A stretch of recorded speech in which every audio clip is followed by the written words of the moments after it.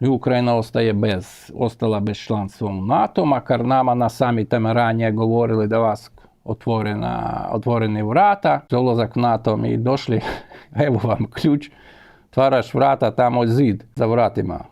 Jer je poslije bilo na jubilarnom samitu da most postoji između Ukrajine i NATO, to se tiče ulaska u NATO, prođete ovaj most, mi došli do pola mosta, vidimo kraj mosta uopće nije dograđen.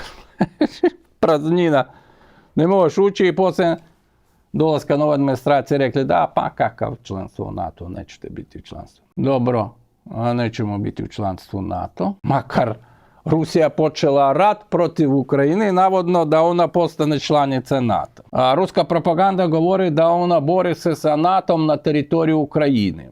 A na teritoriju Ukrajine bori se samo ukrajinska vojska. Dobro, imamo i neki instruktori, ali vrlo malo. I to je nekakve čudne stvari. Znači, Rusija bori se protiv mogućeg članstva u NATO, nas nisu ni uzimali nikad u NATO.